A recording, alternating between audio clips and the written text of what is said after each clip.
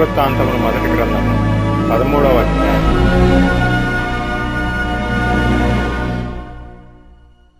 దావీదు సహస్రాధిపతులతోనూ శతాధిపతులతోనూ అధిపతులందరితోనూ ఆలోచన చేసి సమాజముగా కూడిన ఇశ్రాయేలీలందరితో ఈలాగు సెలవిచ్చెను.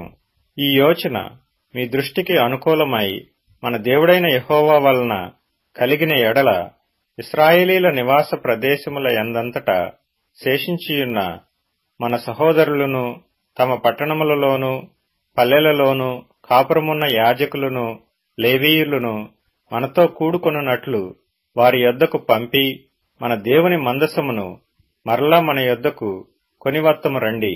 సౌలు దినములలో దాని యొద్ద మనము విచారణ చేయకయే యుంటిమి. ఈ కార్యము సమాజకులందరి దృష్టికి అనుకూలమాయన గనుక జనులందరూ ఆ ప్రకారము చేయుదుమనిరి. కాగా దేవుని మందసమును కిర్యత్యారీము నుండి తీసుకొని వచ్చుటకు దావీదు ఐగుప్తు యొక్క షీహోరు నది మొదలుకొని హమాతునకు పోవు మార్గము వరకు నుండు ఇశ్రాయేలీలనందరినీ సమకూర్చెను. కెరూబుల మధ్య నివాసము చేయు దేవుడైన యెహోవా నామము పెట్టబడిన ఆయన మందసమును యూదాలో నుండు కిర్యత్యారీము అనబడిన బాలా నుండి తీసుకొని వచ్చుటకై అతడును ఇశ్రాయేలీలందరూ అచ్చటికి పోయిరి.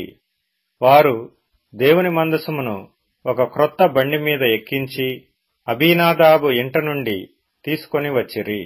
ఉజ్జాయును అహ్యోయును బండిని తోలిరి. దావీదును ఇశ్రాయేలీలందరూ తమ పూర్ణ శక్తితో దేవుని సన్నిధిని పాటలు పాడుచు సితారాలను స్వరమండలములను తంబురలను తాళములను వాయించుచు బోరలు ఊదుచుండిరి. వారు కీదోను కళ్లమునద్దకు వచ్చినప్పుడు ఎడ్లకు కాలు జారినందున మందసమును పట్టుకొనవలనని ఉజ్జా చేయి చాపగా యెహోవా కోపము అతని మీద రగులుకొనెను.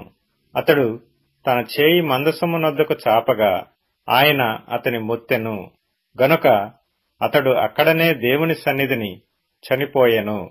యెహోవా ఉజ్జాను వినాశము చేయుట చూచి దావీదు వ్యాకులపడెను.